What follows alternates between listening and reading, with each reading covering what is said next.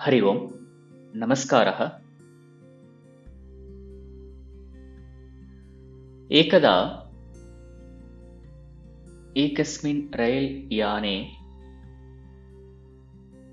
एकः युवकः आसीत्। सः युवकः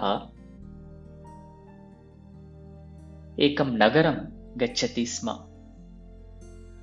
सः तत्र एकं मुख्यं कार्यक्रमं गन्तुम् इच्छति, अतः तत्र सः रैल् यानेन गच्छति स्म। तस्य पुरतः अन्यः कश्चन पुरुषः अपि आसीत्। सः पुरुषः अपि तदेव नगरं गच्छति।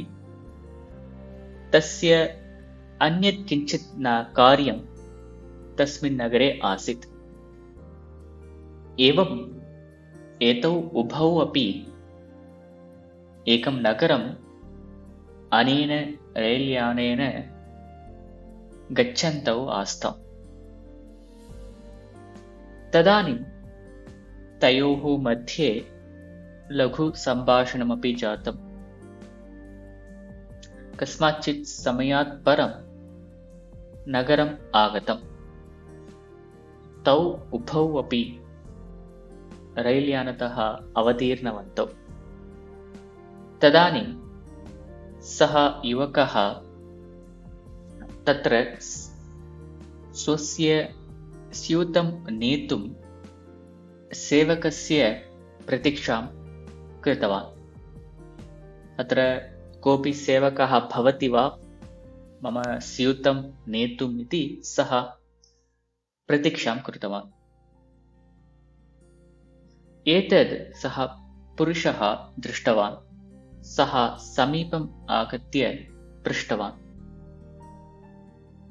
अत्र भवतः समीपे अयम् एकः एव स्यूतः अस्ति वा, अथवा इतोपि स्यूताः याने सन्ति वा इति सः पुरुषः पृष्टवान्। तदानीं सः युवकः उक्तवान्, न, अयम् एकः एव स्यूतः मम अस्ति। अहम् इदानीं कश्चन सेवकः भवति वा एतं स्यूतं नेतुम् इति पश्यामि इति सः उक्तवान्। सः पुरुषः उक्तवान्, एकः एव स्यूतः खलु, अहं नीत्वा आगच्छामि इति सः स्यूतम् उन्नीय गच्छति। तथा युवकः अपि गच्छति। यत्र युवकेन गन्तव्यं तावत्पर्यन्तं सः पुरुषः तं स्यूतं नयति, युवकं तत्र प्रापयति, पुनः पुरुषः प्रत्यागच्छति। इदानीं सायङ्कालः जातः। सः युवकः स्नानं कृत्वा कार्यक्रमं गच्छति। तत्र कार्यक्रमे अधिकाः जनाः आसन्। तस्य स्थानमेव न लब्धम् अन्तः प्रवेष्टुम्। तथापि जनसम्मर्दने सः अन्तः गत्वा कथञ्चित् उपविष्टवान्। तत्र कार्यक्रमः अपि आरब्धः।